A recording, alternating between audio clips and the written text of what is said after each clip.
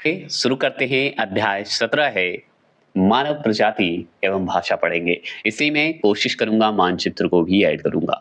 तो चलिए कोशिश करते हैं। और आपका अध्याय 18 अध्याय 19 जो है एकदम विविध क्वेश्चन है जो कि खत्म हो जाएगा। इसके बाद आपका जो साइंस है, जो इंतजार था आपका, वो खत्म होगा। तो चलिए खत्म करते हैं वर्ल्ड ज्योग्राफी। और वन लाइनर में वर्ल्ड ज्योग्राफी लाने जा रहा हूं, तो तैयार रहिएगा महामैराथन में। पहला क्वेश्चन है, एक अफ्रीका की मूलभूत जनजाति पिग्मी, यहाँ पे मिट गया है, ठीक है। पिग्मी, अफ्रीका की मूलभूत जनजाति पिग्मी किस नदी घाटी में पाई जाती है? तो हम बताएंगे कांगो नदी घाटी में पाई जाती है। अब कांगो नदी की बात हो रही है तो चलिए जानते हैं पिग्मी क्या है। तो पिग्मी जो है एक जनजाति है। कहाँ की जनजाति है? तो अफ्रीका की जनजाति है। मतलब मध्य अफ्रीका की मूल जनजाति कहिए, मूलभूत जनजाति भी कह सकते हैं। मतलब वास्तविक जनजाति जो है पिग्मी मध्य अफ्रीका की है।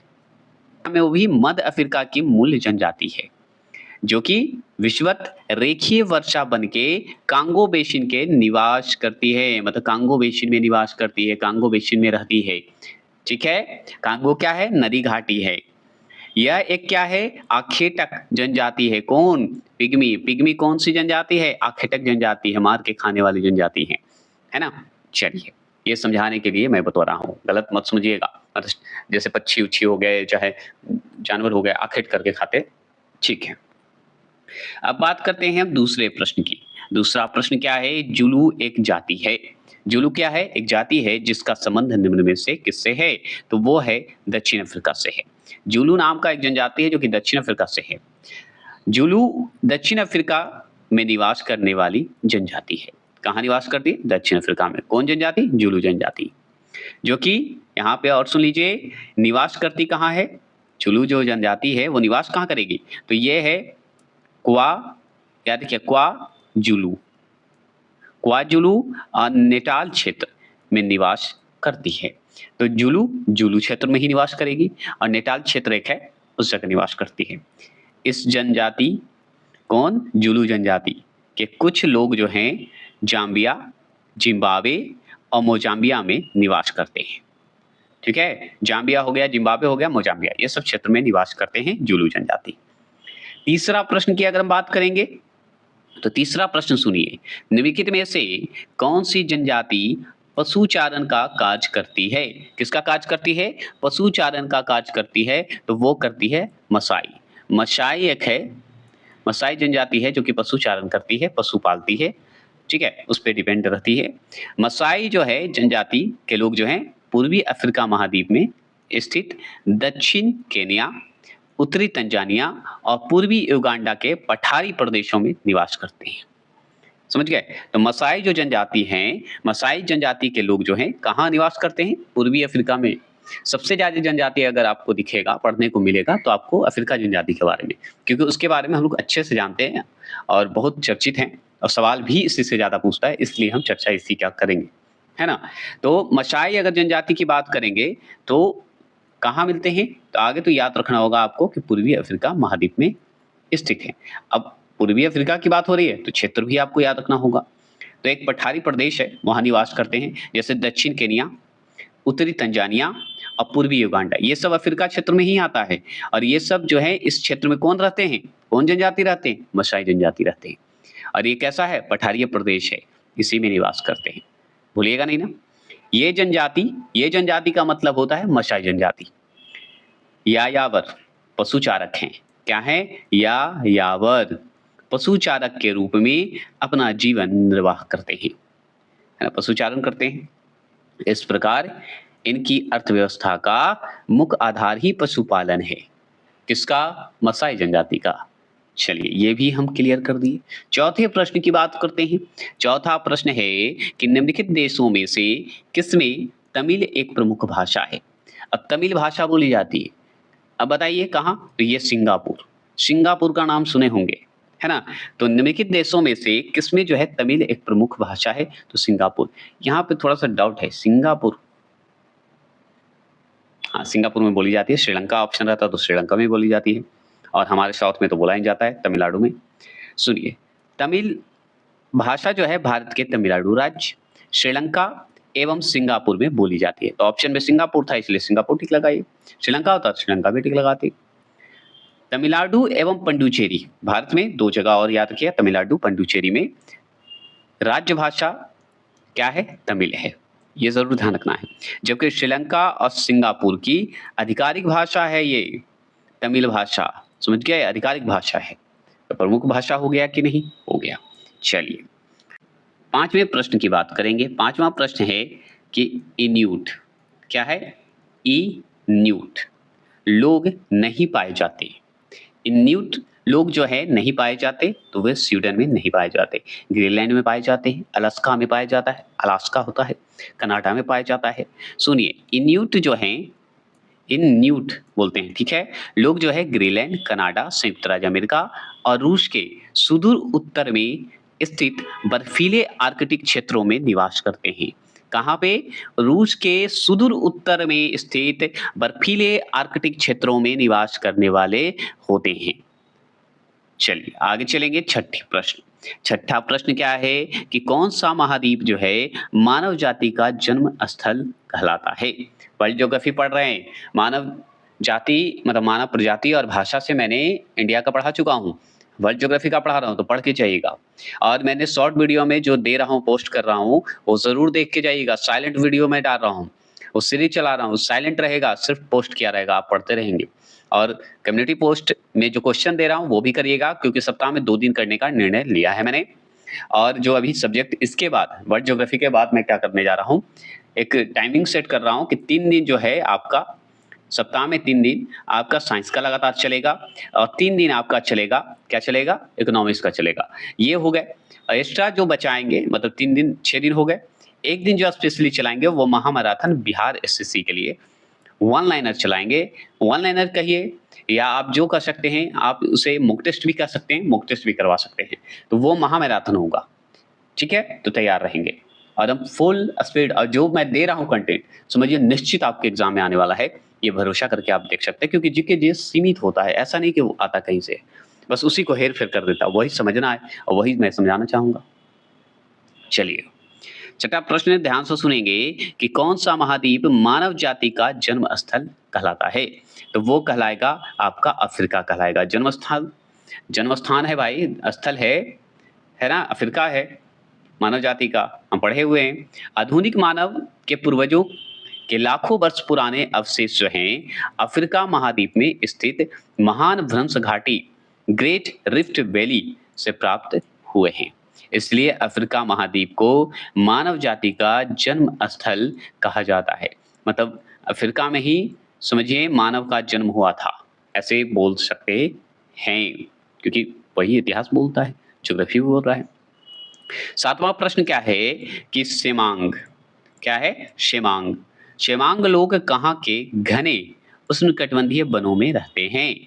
तो बताइएगा, सेमांग एक जनजाति है, उनकी बात हो रही है, तो बताइएगा। तो ये है मलेशिया के उष्णकटिबंधीय वनों में रहते हैं। अब चलिए जानते हैं, लोग जो हैं मलेशिया के निवासी हैं। आगे तो ये ध्यान रखना है, मलेशिया के मलप्रायद्वीप के कौन से? निग्रोटो और ऑस्ट्रिक जनजाति समूह है। ऑस्ट्रिक की जगह पे यह भी दे देता है, ये ध्यान रखना है, ठीक है।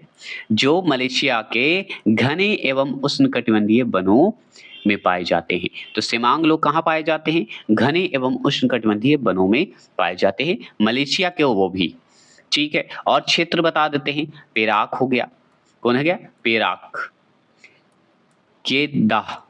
केदाह अलग तोड़ दिए, पेराक अलग, केदाह अलग, और एक है पहंग को अलग कर दिए, ग अलग कर सकते हैं, पहंग कर सकते हैं। तो इस क्षेत्र में पाए जाते हैं, ये सब वन क्षेत्र में पाए जाते हैं। सेमांग जनजातियों की अगर बात करेंगे तो सेमांग जनजातियों को शकाई नाम से भी जाना जाता है। क्या नाम से? शकाई। शकाई अलग तोड़ दीजिए, शकाई तोड़ दिए। यह एक क्या है? शिकारी जनजाति है। शकाई मतलब शिकारी, ऐसे याद रखिएगा। और सेमांग में भी शिकारी, तो सेमांग जनजाति क्या है? शिकारी जनजाति है। इनका दूसरा नाम शकाई जनजाति, ऐसे याद रखना होगा। इस जनजाति के लोग पेड़ों पर झोपड़ी बनाकर रहते हैं। सोचिए सेवांग जो जनजाति लोग रहते हैं, वो कहाँ रहते हैं? मलेशिया में। अब मलेशिया में रहते हैं, तो समझ जाइए कि वहाँ का जो उष्णकटिबंधीय या घने वन हैं, वहाँ पे पेड़ के ऊपर रहते हैं। टार्ज़न मूवी देखे हैं? उसी तरह पेड़ पे रहते हैं। ऐसे आप मैंने बताया है, जो क्या है, मूवी से कोई मतलब नहीं है। इससे है कि आप ध्यान रखिएगा शिकारी जनजाति जो हैं, पेड़ों पर अपना झोंपड़ी बनाकर ही रहते हैं। चलिए, आगे चलेंगे। 8वें प्रश्न की बात करेंगे। निम्नलिखित देशों में से किस एक की राजभाषा स्पेनिश नहीं है? स्पेनिश नहीं है, तो इस ऑप्शन के हिसाब से ही बताना है ना? ऐसे तो बहुत जगह पे स्पेनिश नहीं है, तो स्पेनिश नहीं है इस ऑप्शन के हिसाब से बताना है। तो कांगो गणराज्य में स्पेनिश नहीं बोली जाती है, राजभाषा स्पेनिश नहीं है। चिली, कोलंबिया और क्यूबा ये 3 क्षेत्र में है। और भी जानकारी ले लेते हैं। विश्व में सबसे सर्वाधिक बोली जाने वाली भाषा अंग्रेजी है, वर्ल्ड में, है ना? इसके पश्चात क्रमशः और भी भाषा क्या है? तो हिंदी तो हमारा आता है, ये भी जान लीजिए। स्पेनिश भी ज़्यादा बोली जाती है और बोली जाती है मदारीन, मदारीन, मंदारिन ऐसी भाषा है, मदारीन भी बोल सकते हैं, ड भी लगा देता है, मंडारिन भी भाषा बोल देते हैं। इसलिए मैं बोल रहा हूँ शब्द को ये मत समझिएगा शब्द को मैंने गलत बोला। यहाँ पे द की जगह पे ड भी दे देता है। कभी-कभी म बिंदु हट के दा रीन कर देता है सिर्फ। तो ये सब इसलिए कर रहा हूँ क्योंकि एग्ज़ाम में इसी तरह का क्वेश्चन कन्फ्यूज़ करता है और बहुत लोग सोचते हैं कि सर ये यूनिक क्वेश्चन कहाँ से दिया? क्वेश्चन कहीं और से बदलता नहीं है। क्वेश्चन का बिंदु बदल दिया या कुछ पॉइंट बदल दिया। अब जैसे द की जगह पे ड दे दिया तो क्या दे दिया? गलत थोड़ी दे दिया। लेकिन वही ड याद किए हैं, ड यादें नहीं किए हैं। तो ये ध्यान रखना होगा आपको। आपको बहुत काम आने वाला है। तो याद रखेंगे मंडारिन बोल दीजिए या मंदारिन। मंदारिन भाषा, हिंदी भाषा, स्पेनिश भाषा है। यहाँ पे सुनिए, अब बात यहाँ करते हैं कि इतने भाषा तो हम जान गए, अब हम स्पेनिश की बात कर रहे हैं। तो स्पेनिश जो है स्पेन में तो बोला ही जाएगा, अर्जेंटीना में बोला जाता है, चिली में बोला जाता है और कहाँ बोला जाता है?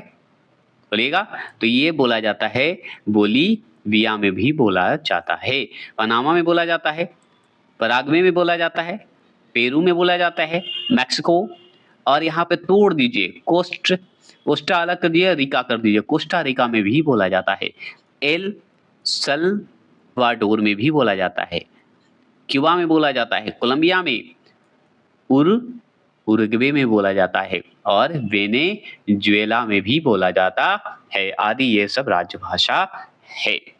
समझ गए? तो आपका अगर बात करें कि विश्व में सबसे सर्वाधिक बोली जाने वाली भाषा अंग्रेजी है, इसके पश्चात हमको मंदारिन, हिंदी, ठीक है, और स्पेनिश है। जैसे मैंने ऑफलाइन में ट्रिक के साथ पढ़ाता हूँ लोगों को, अब धीरे-धीरे मैं ऑनलाइन में भी ट्रिक पे आऊँगा। ट्रिक पे कहने का मतलब तरीका बताऊँगा कि क्वेश्चन को कैसे पहचानना है। कभी-कभी क्वेश्चन जो है हम पढ़ के जाते हैं लेकिन उस क्वेश्चन का ऑप्शन गलत करके आते हैं। क्यों आते हैं? क्योंकि उस ऑप्शन जैसा हम पढ़ के वो ऑप्शन मिला नहीं। तो हम उसे अब तरीके से पकड़ेंगे। तो एग्ज़ामिनर को भी अगर मात देनी है, तो तरीका तो सीखना पड़ेगा। वो तरीका मैं दूँगा, लेकिन धीरे-धीरे दूँगा।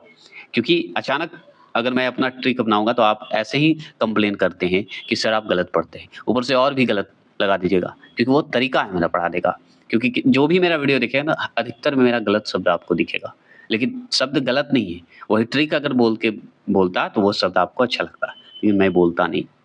तो ध्यान रखिएगा, आज बोलना आवश्यक था, इसलिए क्योंकि हर वीडियो में मेरा ऐसा त्रुटि आपको दिखेगा, लेकिन वो त्रुटि नहीं समझ के आप तरीका समझिएगा, प्लीज़ रिक्वेस्ट है। हाँ, 1-2 शब्द छूट जाते हैं, वो एक्सेप्ट करता हूँ मैं।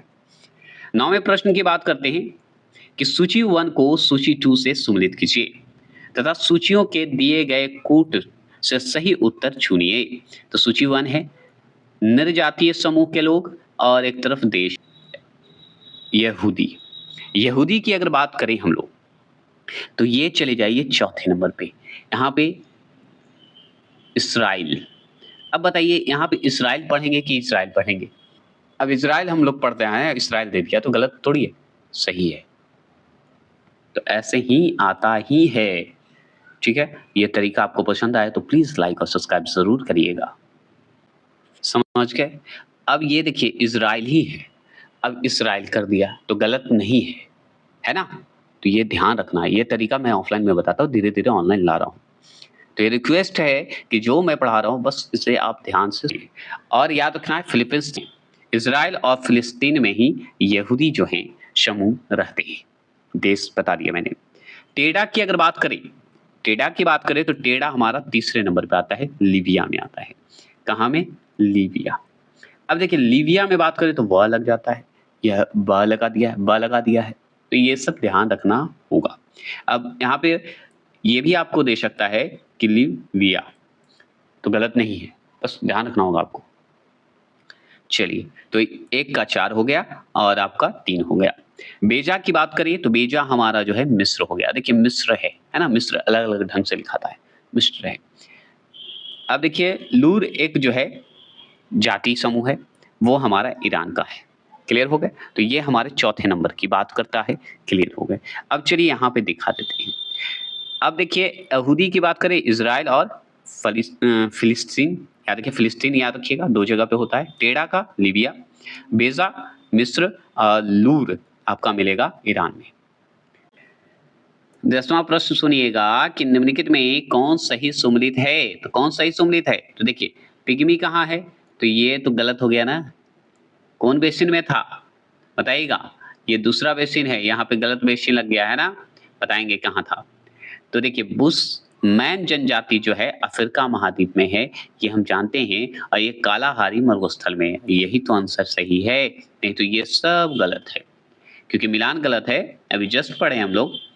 चलिए, तो बुशमैन जनजाति है, बुशमैन एक जनजाति है जो कि कहाँ पाया जाता है? अफ्रीका महाद्वीप में ही पाया जाता है ना? अगर आपसे पूछेगा, फिर से सुनिए, रिपीट करता हूँ थोड़ा, कि बुशमैन जनजाति जो है कहाँ पाया जाता है? अफ्रीका महाद्वीप में पाया जाता है। अफ्रीका महाद्वीप के कौन से मरुस्थल में? कालाहारी मरुस्थल में पाया जाता है। और कालाहारी मरुस्थल में मुख्य रूप से बोत्सवाना और दक्षिण अफ्रीका के जो है निवास करता है, दक्षिण अफ्रीका में निवास करती है। कौन करता है? बुशमैन जनजाति। अब बोत्समैन है तो बोत्स अलग कर दीजिए और बोत्स अलग कर दिए और वाना अलग कर दिए, बोत्सवाना हो गया। दक्षिण अफ्रीका बता दीजिएगा। ये सब क्षेत्रों में बुशमैन जनजाति क्या करते हैं? निवास करते हैं।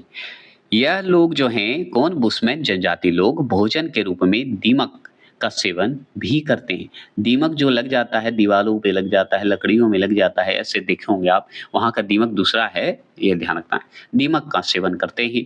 दीमक को बुशमैन जो है, बुशमैन का चावल भी कहा जाता है। तो जो दीमक जो लगता है, उसे क्या करते हैं? वो चावल के रूप में उपयोग करते हैं। मतलब चावल के रूप में कहने का मतलब कि बुशमैन का जो है चावल कहा जाता है दीमक को, क्योंकि इसको खाते हैं। यह जो है बुशमैन जनजाति की बात हो रही है, तो निग्रिटो, देखिए अब यहाँ पे ध्यान रखना होगा, निग्रोटो पढ़े हैं, ठीक है, इसी का नाम है, इसी को पढ़े हैं निग्रिटो, अभी पढ़ रहे हैं। प्रजाति से यही, इसमें से कोई भी नाम दे सकता है, तो गलत नहीं है। तो निग्रिटो प्रजाति से संबंधित होते हैं। इनके अन्य उपनाम को क्या कहा जाता है? शॉन कहते हैं, रब्बी कहते हैं, रब्बी कहते हैं, और वसा रवा कहते हैं, जो निग्रोटो प्रजाति से संबंध रखते हैं। ठीक है, ये जान गए। इनके उपनाम अगर पूछेगा तो शॉन बता दीजिएगा, रब्बी बता दीजिएगा, वसा रवा बता दीजिएगा। ठीक है, इनका मुख्य कार्य अगर पूछे तो क्या बताएंगे? आखेट बता देंगे। क्या बताएंगे? आखेट बता देंगे। ठीक है, क्लियर हो गए। ये लोग जो हैं चट्टानों पर पेंटिंग करते हैं।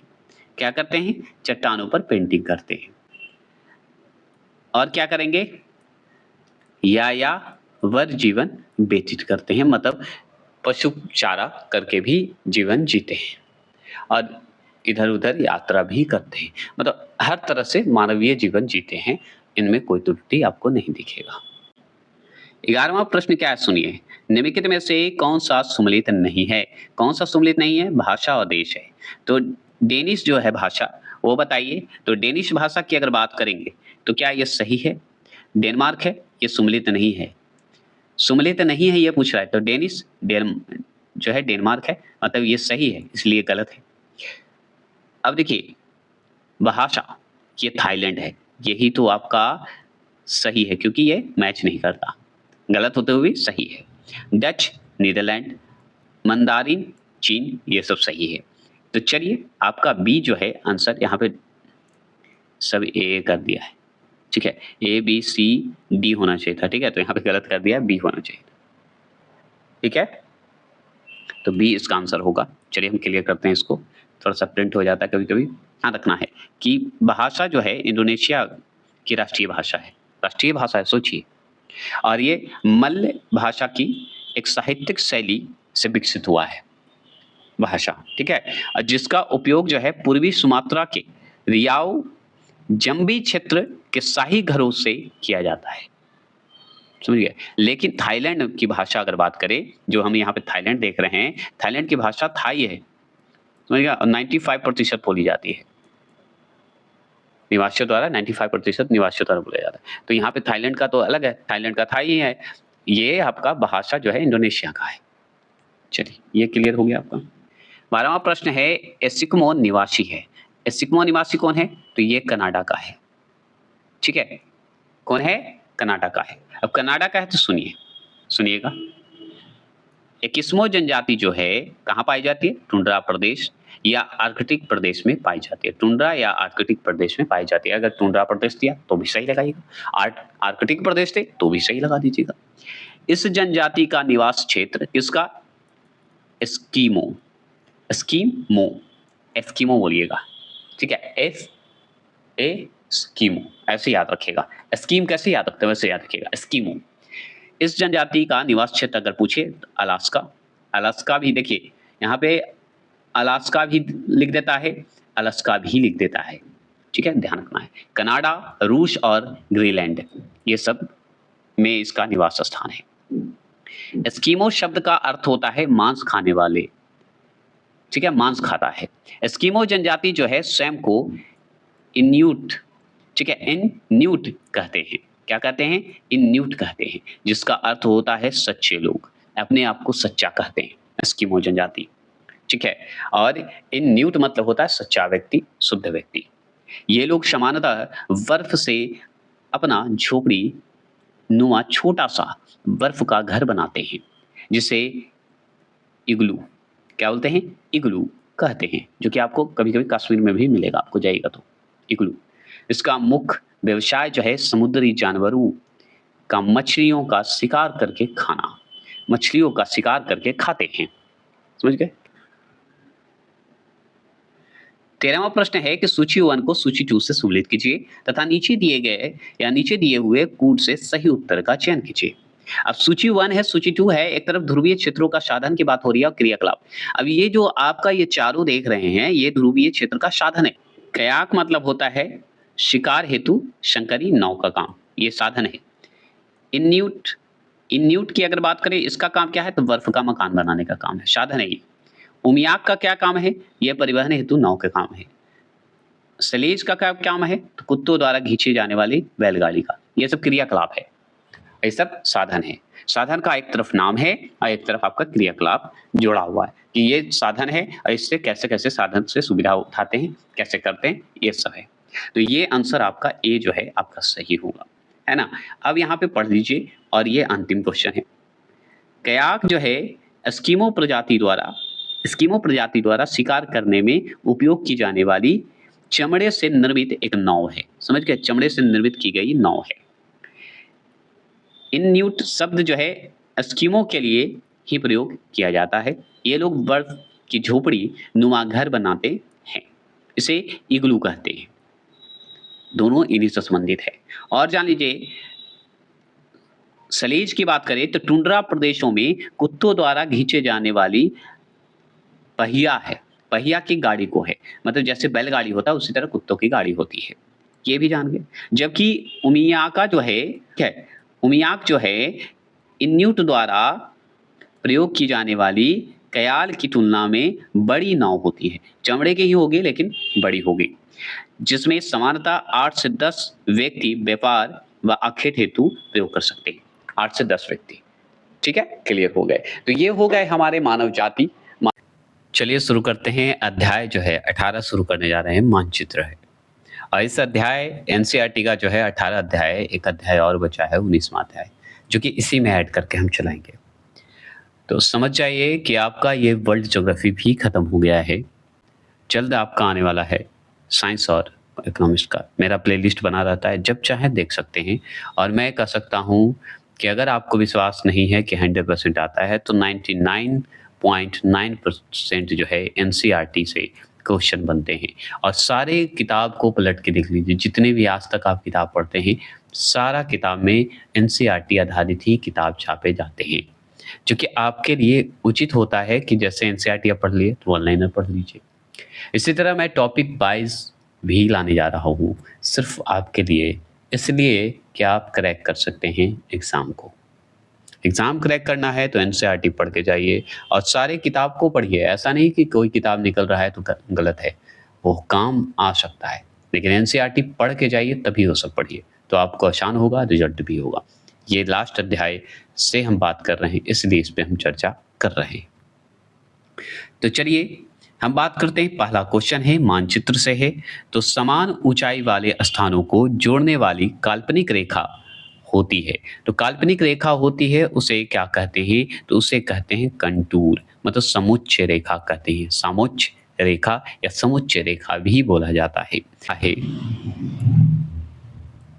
वह काल्पनिक रेखा है जो समान ऊंचाई के स्थानों को जोड़ता है, उसे समुच्चय रेखा कहते हैं। क्या कहते हैं? समुच्चय रेखा कहते हैं, कंटूर लाइन कहते हैं। आगे बात करते हैं, दूसरा प्रश्न क्या है? दूसरा प्रश्न है कि ऊंचाई क्षेत्रों सहित किसी क्षेत्र की विस्तृत धरातलीय विशेषताओं को दर्शाने वाले पर्याप्त विस्तृत मानचित्र को क्या कहते हैं? बताइए, दर्शाने के लिए विस्तृत जो अगर हमको दर्शाना है तो उस मानचित्र को क्या कहेंगे? तो उसे उभरा मानचित्र कहेंगे। क्या कहेंगे? उभरा। यहाँ पे मैंने अभरा कर दिया, उभरा कहेंगे। ठीक है। किसी क्षेत्र की विस्तृत धरातलीय विशेषताओं को दर्शाने वाले पर्याप्त विस्तृत मानचित्र को उभरा मानचित्र कहते हैं। यह मानचित्र जो है क्या है? त्रिविमीय है। क्या है? त्रिविमीय है, 3 डायमेंशनल होता है। क्लियर हो गए? तीसरे प्रश्न की अगर हम बात करेंगे तो समभारी रेखाएं क्या दर्शाती है? तो समभारी रेखाएं दर्शाती है दाब को। आप पढ़े होंगे, जिसे आइसो लाइन भी बोलते हैं, है ना? सुनिएगा, समान मेघाच्छादन वाले स्थानों को मिलने वाली काल्पनिक रेखा को मेघ रेखा कहते हैं। कहने की बात है, मेघाच्छादन वाले स्थानों को मिलने वाली काल्पनिक रेखा को क्या कहेंगे? तो सममेघ रेखा कहेंगे। समान वायुदाब वाले स्थानों को मिलने वाली काल्पनिक रेखा को क्या कहेंगे? समदाब रेखा कहेंगे, आइसोबार लाइन कहेंगे। समान वर्षा वाले स्थानों को मिलने वाली काल्पनिक रेखा को क्या कहेंगे? समवर्षा रेखा कहेंगे। अगर मान लीजिए सागर हो गए, मतलब सागरों हो गए एवं महासागरों में समान लवणता वाले बिंदुओं को मिलने वाली काल्पनिक रेखा को क्या कहेंगे? तो समलवन रेखा कहेंगे। मतलब कि समलवन कहिए, समवर्षा कहिए, आपको सममेघ रेखा कहिए, सब जुड़ा हुआ है एक दूसरे से। सागर से उठेगा तो समलवन रेखा कहेंगे। अगर मान लीजिए समान वर्षा हो रही है कहीं स्थान पे, उसमें जो काल्पनिक रेखा है उसे हम समवर्षा कहेंगे। जहाँ पे मेघाच्छादन हो रहा है, बादल का जो बनना है या बादल द्वारा वर्षा हो रही है, उसके अनुसार कहेंगे तो वो सममेघ रेखा हो गया। समदाब किसे कहेंगे? जहाँ पे समान वायुदाब वाले स्थान को मिलने वाली रेखा को, काल्पनिक रेखा को ही सम कहेंगे, है ना? समदाब रेखा कहेंगे। छठा प्रश्न क्या है? सुनिएगा, मानचित्र बनाने के विज्ञान को कहते हैं। तो मानचित्र बनाने के विज्ञान को कार्टोग्राफी कहते हैं। क्या कहते हैं? कार्टोग्राफी कहते हैं। ठीक है। वैज्ञानिक आधार पर मानचित्रों को बनाने या बनाना मानचित्र कला या कार्टोग्राफी कहलाता है। मानचित्र कला कार्टोग्राफी कहलाता है। मानचित्रों को बनाने का कार्य करने वाले व्यक्ति को मानचित्रकार कहा जाता है, कार्टोग्राफर कहा जाता है ना? चलिए, सातवां प्रश्न क्या है कि प्राकृतिक एवं मानव निर्मित दोनों रूपों को दर्शाने वाले बड़े पैमाने के मानचित्र, जो बड़े पैमाने पे जो मानचित्र होते हैं या मानचित्रों को क्या कहते हैं, या मानचित्र को क्या कहते हैं? तो उसे हम विषय संबंधी मानचित्र कहेंगे। विषय संबंधित है। ठीक है।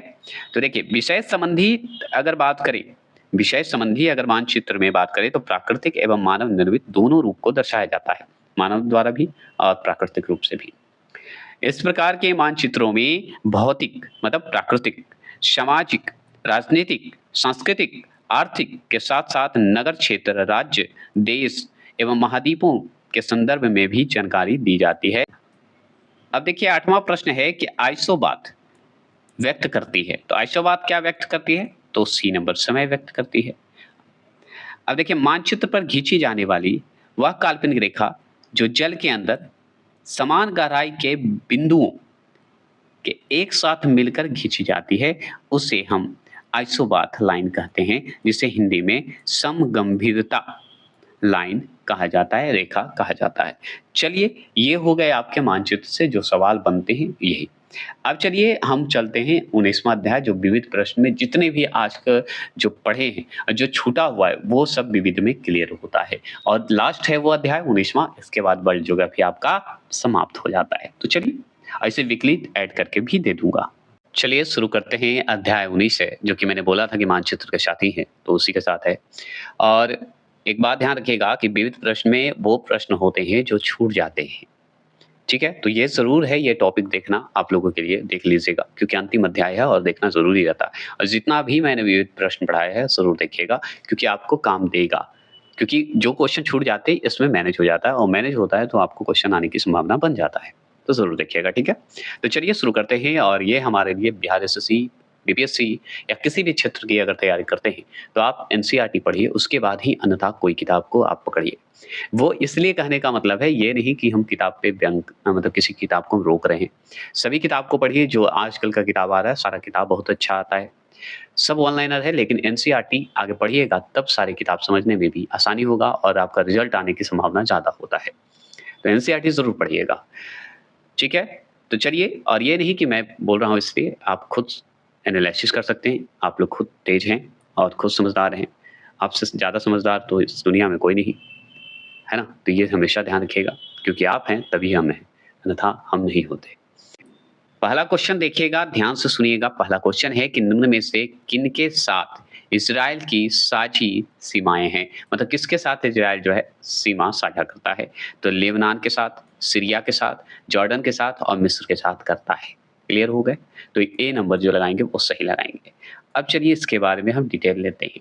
तो सुनिए, इज़राइल की बात कर रहे हैं। देखिए इज़राइल की जगह पे इज़राइल कर दिया था। देखे थे ना? आप अगर मानचित्र देखे होंगे या अध्याय नंबर 17 देखे होंगे तो उसमें था ये मिलान वाला। तो शब्द को कहीं भी कुछ भी लिख सकता है, तो हमको ध्यान रखना है। इज़राइल जो है पश्चिम एशिया का भूमध्य सागर तटीय देश है। इसकी पश्चिमी सीमा अगर बात करें तो भूमध्य सागर से ध्यान रखना होगा।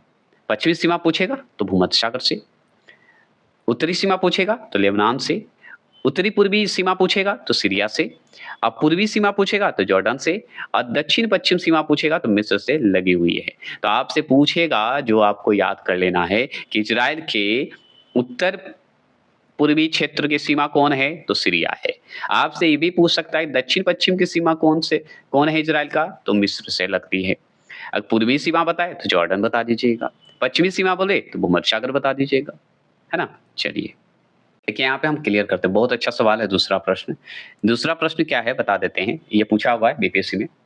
निम्न में से किसे क्या है? ओशिनिया। क्या है? ओशिनिया। तो निम्न में से किसे ओशिनिया के नाम से अभिहित देशों के भौगोलिक समूह में सम्मिलित नहीं किया जाता है? तो किसे सम्मिलित नहीं किया जाता है? तो इंडोनेशिया को सम्मिलित नहीं किया जाता है, लेकिन ऑस्ट्रेलिया को किया जाता है। ऑस्ट्रेलिया के साथ-साथ कुल 14 देशों को शामिल किया जाता है, जिसमें मेलानेशिया, माइक्रोनेशिया ये सब जो सम्मिलित हैं। अब चलिए जानते हैं इसके बारे में, तो सुनिए। ओशिनिया ओशिनिया के नाम से अभिहित देशों के भौगोलिक समूह में ऑस्ट्रेलिया के साथ-साथ या ऑस्ट्रेलिया सहित कुल 14 देश शामिल हैं, जिन्हें 3 उपसमूह हैं जिसमें मेलानेशिया, माइक्रोनेशिया एवं पॉलिनेशिया में विभाजित किया गया है। मतलब ऑस्ट्रेलिया के साथ-साथ क्या है? 14 देश और हैं, मतलब 14 देश और हैं और 14 देश के साथ-साथ क्या है कि 3 उपसमूह में बाँटा गया है इसी को, ओशिनिया को। मेलानेशिया, माइक्रोनेशिया, पॉलिनेशिया इसमें बाँटा गया है। जबकि इंडोनेशिया इसमें शामिल नहीं है। सोचिए इंडोनेशिया होना चाहिए था, लेकिन नहीं, इंडोनेशिया को शामिल नहीं किया गया है। ठीक है? ये आपको याद हो गया होगा। और सुनिए तीसरा प्रश्न, निम्नलिखित में से कौन मानव विकास रिपोर्ट जिसे HDR बोलते हैं को प्रकाशित करता है? तो कौन करता है? तो वो करता है संयुक्त राज्य, मतलब संयुक्त राज्य मैं बोल रहा हूँ, ऑप्शन नंबर ए संयुक्त राष्ट्र विकास कार्यक्रम करता है, UNDP करता है, शॉर्ट फॉर्म में UNDP। तो HDR को UNDP करता है, ये आपको ध्यान रखना होगा।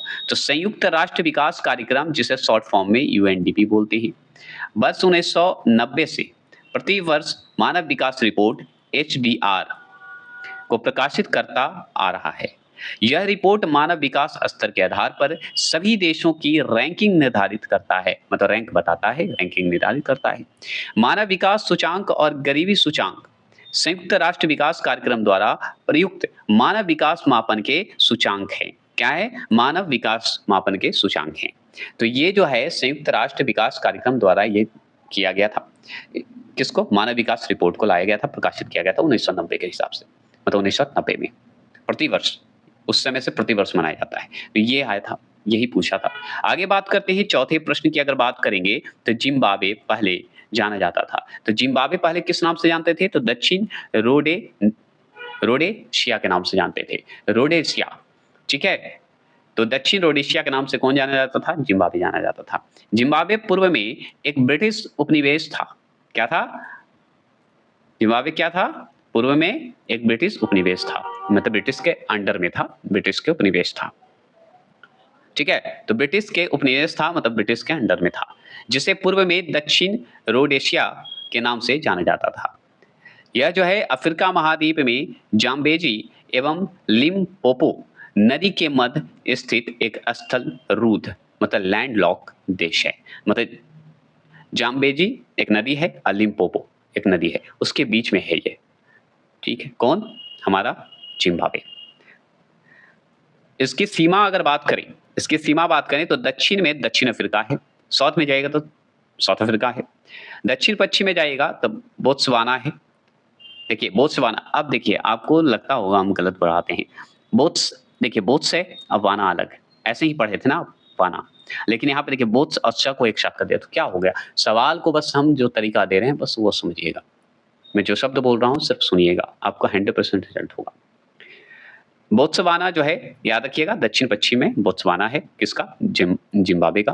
पश्चिम उत्तर में अगर बात करेंगे तो जाम्बिया है जिम्बाब्वे के, और पूर्व में अगर बात करेंगे तो मोजाम्बिया है, ये सबसे मिलती है। इसकी अगर राजधानी की बात करें किसका? जिम्बाब्वे का, तो हरारे है, जिसका पुराना नाम क्या नाम था? हरारे का। तो इसका नाम पुराना नाम सेली शबरी था। क्या था? सेली शबरी, शबरी जी थे, याद रखिएगा सेली शबरी। ठीक, पांचवा प्रश्न क्या है सुनिए। 38वीं समानांतर सीमा रेखा निम्नलिखित में से किन दो देशों को विभाजित करती है? तो किन दो देशों को विभाजित करती है? तो उत्तर कोरिया और दक्षिण कोरिया को विभाजित करती है। तो उत्तर कोरिया एवं दक्षिण कोरिया की अंतरराष्ट्रीय सीमा 38वीं समानांतर अथवा 38 उत्तरी अक्षांश रेखा के द्वारा निर्धारित की गई है। ठीक है, तो उत्तरी कोरिया एवं दक्षिणी कोरिया के अंतरराष्ट्रीय सीमा जो है कौन से? 38वें समानांतर या 38वें उत्तरी अक्षांश रेखा द्वारा निर्धारित किया गया है। ये ध्यान आपको रखना होगा। चैनल कर भी सकते हैं, चैनल भी कर सकते हैं। छठे प्रश्न की बात करें तो मैगी नॉट रेखा थी। तो मैगी नॉट अथवा मैग्नी नॉट भी बोल सकते हैं, मैगी नॉट मैग्नी नॉट भी बोल सकते हैं, कोई दिक्कत नहीं है। तो ये याद करवाने का, जैसे हम अगर यहाँ पे बोल देना कि ये ट्रिक है याद करने का, मैगी नॉट मैगी नॉट मैग्नी नॉट, तो आप मान लीजिएगा कहाँ ट्रिक है। नहीं, हम ट्रिक बोलना ही नहीं चाहते, ट्रिक पे क्यों, हम सुनिए सिर्फ, याद होगा। ये मेरा तरीका है, अगर अच्छा लग रहा है तो प्लीज लाइक और सब्सक्राइब जरूर करिएगा। तो मैगी नॉट रेखा थी क्या? तो मैगी नॉट रेखा जो है फ्रांस और जर्मनी के बीच की सीमा है ना। वर्ल्ड ज्योग्राफी पढ़ रहे हैं तो वर्ल्ड ज्योग्राफी का ही चर्चा होगा। मैगी नॉट रेखा जो है, इंडियन ज्योग्राफी पढ़ा चुके हैं, ये ध्यान रखना है। मैगी नॉट रेखा का निर्माण जो है फ्रांस के प्रथम विश्व युद्ध के दौरान किया गया था, प्रथम विश्व युद्ध के दौरान किया गया था।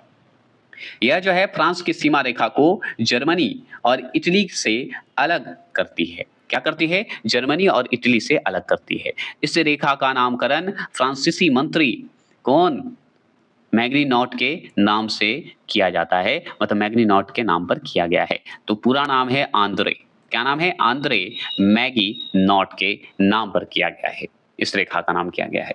और ये फ्रांस की सीमा रेखा को जर्मनी और इटली से अलग करता है, जर्मनी और इटली से भी अलग कर देता है।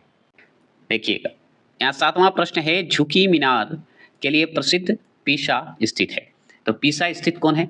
जगह कौन सा है? बताइएगा। तो ये हमारा इटली में है। झुकी मीनार कहाँ है? प्रसिद्ध है, तो ये इटली में है। अब सुनिए, पीसा की झुकी हुई मीनार, कहाँ की? पीसा की। पीसा की झुकी हुई मीनार जो टावर है, इटली के पीसा प्रांत की राजधानी पीसा नगर के मध्य भाग में अर्नो नदी के मुहाने पर स्थित है। यहाँ पे थोड़ा धुंधला दिख रहा होगा, लेकिन मैं स्पष्ट कर देता हूँ, सुन लीजिए कि ये कहाँ है? आर्नो नदी के मुहाने पर स्थित है। कहाँ? पीसा नगर के मध्य भाग में। ये ध्यान रखना है। किसा? पीसा की राजधानी पीसा नगर में। कहाँ है? तो इटली से जुड़ा है। यह नदी जो है क्या है? कौन सा नदी सागर है? तो ये है लिगुरियन सागर में गिरता है। तो यह नदी जो है, और इन ऑर्नो जो नदी है वो गिरता कहाँ है? तो लिगुरियन सागर में गिरता है। क्लियर हो गए? कोई दिक्कत नहीं। चलिए, 8वां प्रश्न धुंधला दिख रहा होगा, लेकिन मैं इसे बोलकर क्लियर कर देता हूं कि निम्नलिखित नगरों में कौन से एक में दक्षिण अफ्रीका की संसद स्थित है? तो निम्नलिखित नगरों में कौन एक में दक्षिण अफ्रीका की संसद स्थित है? तो वह है केप टाउन। कौन है? Cape Town. अब केप टाउन है, और जल्द ही मैं जो है पीडीएफ को सुधार करने के लिए मैं लाने जा रहा हूँ बहुत अच्छे से आपके लिए। ये है option number D, Cape Town. तो क्लियर हो गए। अब चलिए सुनिए, दक्षिण अफ्रीका की संसद मतलब पार्लियामेंट केप टाउन में स्थित है। कहाँ है? केप टाउन में। पूछेगा दक्षिण अफ्रीका का संसद का नाम आप जानते हैं तो बताइए वो कहाँ है? तो हम बताएंगे केप टाउन में है। इसलिए केप टाउन को दक्षिण अफ्रीका की संवैधानिक राजधानी कहा जाता है। तो दक्षिण अफ्रीका का संवैधानिक राजधानी कौन है? केप टाउन है। अब देखिए, जबकि प्रिटोरिया को दक्षिण अफ्रीका की प्रशासनिक राजधानी एवं, एक बात ध्यान रखिएगा, संवैधानिक राजधानी पूछे तो केप टाउन बताइएगा, और अगर प्रशासनिक राजधानी बोले तो प्रिटोरिया बता दीजिएगा, और न्यायिक राजधानी अगर पूछ दे तो दक्षिण अफ्रीका का, तो हम बताएंगे, यहाँ पे तोड़ कर याद रखिएगा, फाउंटेन है। कौन फाउंटेन है? तो यहाँ पे वाल्गो एम फाउंटेन है। ठीक है, फाउंटेन पेन याद रखिएगा, याद हो रहेगा आपको। तो वल्गो एम फाउंटेन जी पेन लिए थे, उन्हीं के नाम पर न्यायिक राजधानी हो गया। न्याय कैसे होता है? पेन से साइन करके कि भाई न्याय फिक्स, पेन साइन चल गया तो मतलब न्याय हो गया, गलत हो या सही हो, ऐसे याद कर सकते हैं। ये जो किया मैंने। 9वां प्रश्न क्या है? सुनिए, सन सिटी अवस्थित है। तो सन सिटी कहाँ अवस्थित है? तो दक्षिण अफ्रीका में ही अवस्थित है। दक्षिण अफ्रीका बहुत इंपॉर्टेंट रक्त का खेल है। यहाँ पे क्या शब्द है देखिए, बता देते हैं, याद करवा देते हैं। सन सिटी की अगर बात करेंगे तो सन सिटी जैसे ही बोलेगा आप बताइएगा दक्षिण अफ्रीका में।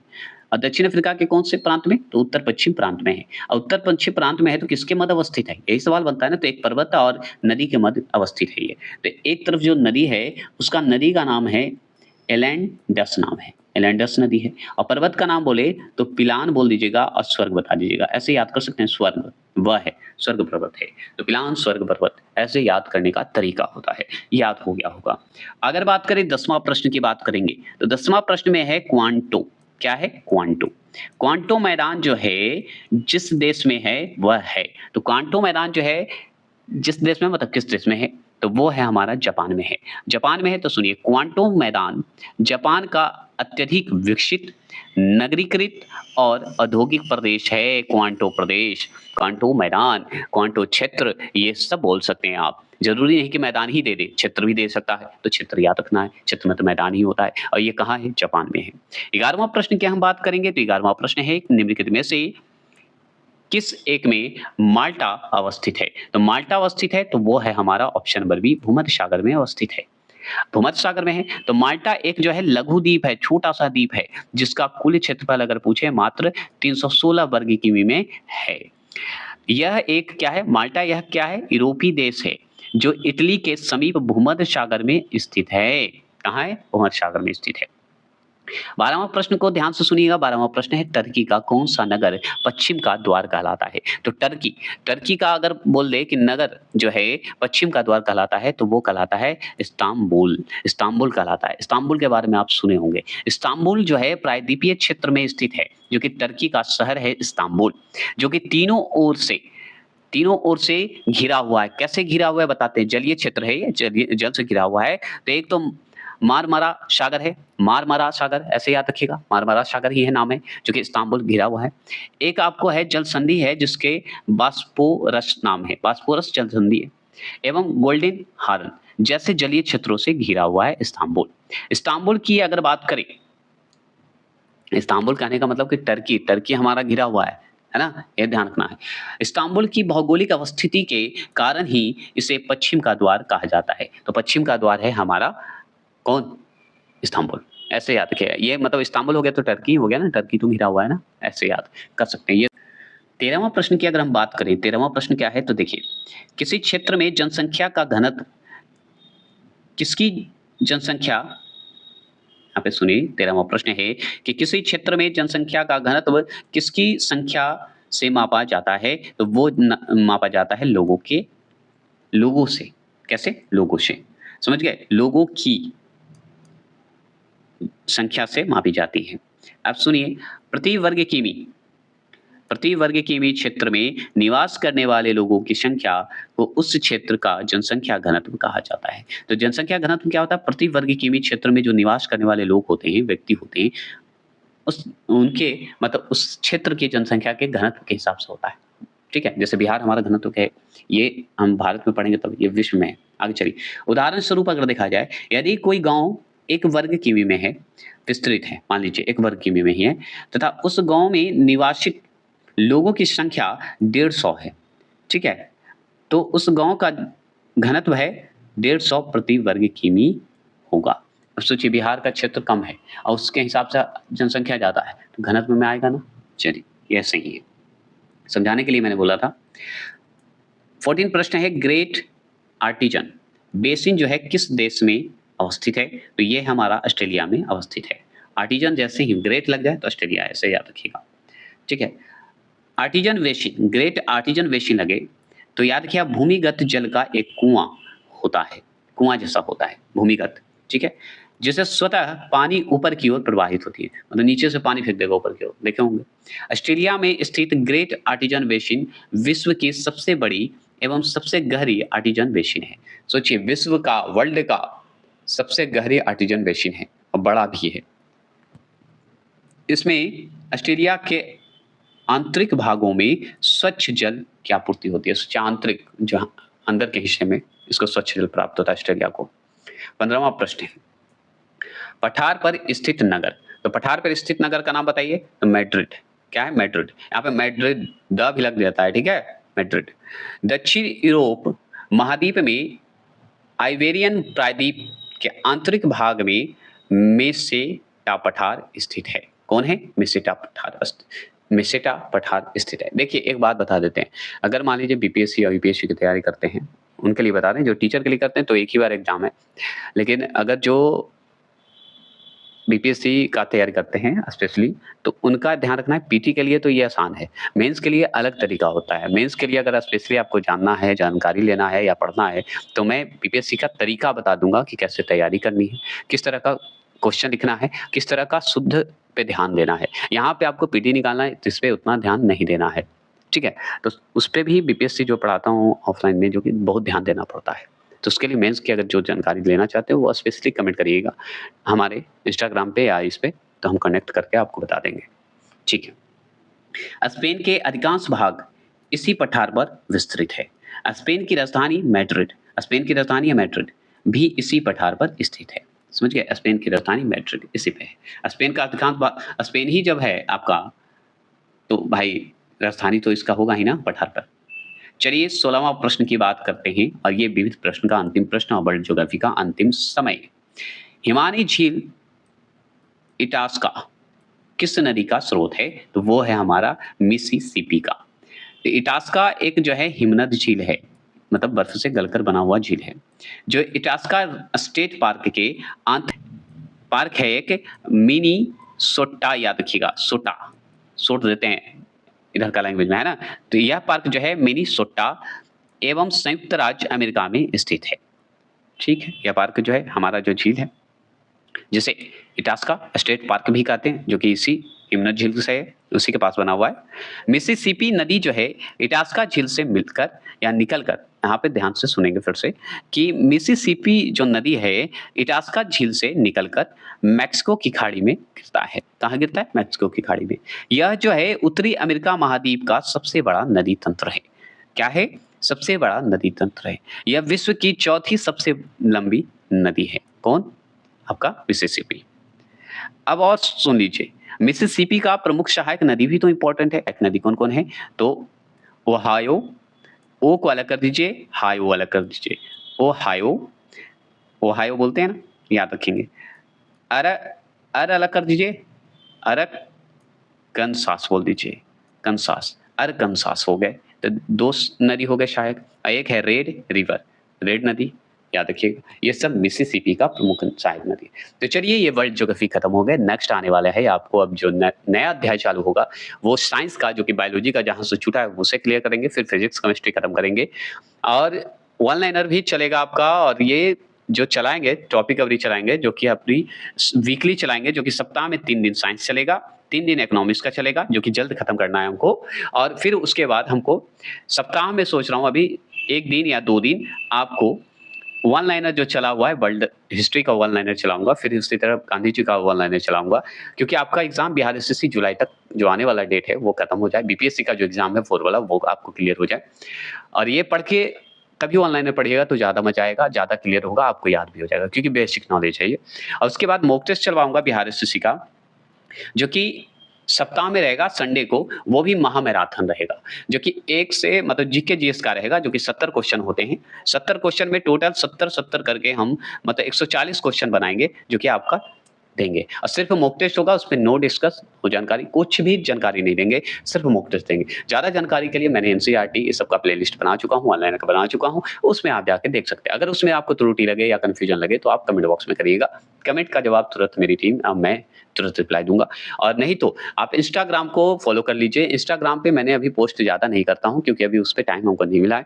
उसपे भी आइडिया लगा रहा हूँ कि क्या डालूँ जिससे कि हमारा जो है वीडियो चले और आपको भी पसंद आए इंस्टाग्राम पे, क्योंकि इंस्टाग्राम जो है वो रील के लिए है। तो रील्स जैसा सोच रहा हूँ एआई वीडियो टाइप का बनाकर उस पे क्वेश्चन तैयार करूँ, तो जल्द करूँगा। तो तैयारी में लगा हुआ है, हो जाएगा। बस अभी हम चाहते हैं कि आप इस पे फोकस करेंगे और सब्सक्राइब लाइक करके जल्द से जल्द मुझे, आप समझ रहे हैं कि किस लक्ष्य का मैं बात कर रहा हूँ। मेरे सब्सक्राइबर को देख रहे होंगे आप। मैं जल्द चाहता हूँ कि 1 लाख हो सिर्फ़, और ये भी आपकी वजह से ही होगा क्योंकि आप हैं तभी हैं। आप नहीं तो हम नहीं, ये आप भी जानते हैं। अब आप मेरे लिए तो ईश्वर तो हैं ही। चलिए तो फिर मिलते हैं। जय हिंद, जय भारत।